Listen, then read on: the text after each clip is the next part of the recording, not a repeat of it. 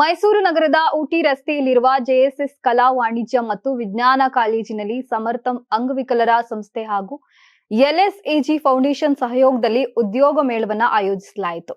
ಮೇಳದಲ್ಲಿ 35ಕ್ಕೂ ಹೆಚ್ಚು ಕಂಪನಿಗಳು ಹಾಗೂ 1000ಕ್ಕೂ ಅಧಿಕ ಉದ್ಯೋಗ ಆಕಾಂಕ್ಷಿಗಳು ಭಾಗವಹಿಸಿದ್ರು.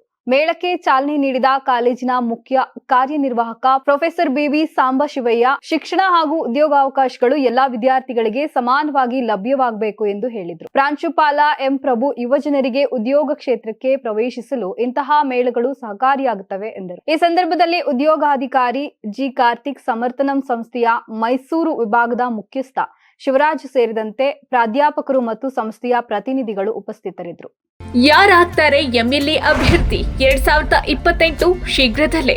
ಪ್ರತಿದಿನ ಒಂದೊಂದು ಕ್ಷೇತ್ರದ ಟಿಕೆಟ್ ಆಕಾಂಕ್ಷಿಗಳ ಸಂಪೂರ್ಣ ಮಾಹಿತಿ ಪೊಲಿಟಿಕಲ್ ಜರ್ನಲಿಸ್ಟ್ ಕೆಎಂ ಶಿವಕುಮಾರ್ ಅವರಿಂದ. ಕರ್ನಾಟಕದ ನಂಬರ್ 1 ಡಿಜಿಟಲ್ ಮೀಡಿಯಾ ನಿಮ್ಮ ನೆಚ್ಚಿನ ಕರ್ನಾಟಕ ಟಿವಿಯಲ್ಲಿ ಮಾತ್ರ. ನೀವು ಸಣ್ಣ ಆಗ್ಬೇಕಲ್ವಾ? ಅದು ಒಂದು ಉತ್ತಮ ಆಹಾರದಿಂದ ಸಣ್ಣ ಆಗ್ಬೇಕಲ್ವಾ? ಪ್ರತಿದಿನ ನಮ್ಮ ಜೀನಿ ಸ್ಲಿಮ್ ನ ಯೂಸ್ ಮಾಡಿ ಯಾವುದೇ ಸೈಡ್ ಎಫೆಕ್ಟ್ ಇಲ್ದಂಗೆ ನೀವು ಸಣ್ಣ ಆಗ್ತೀರಾ.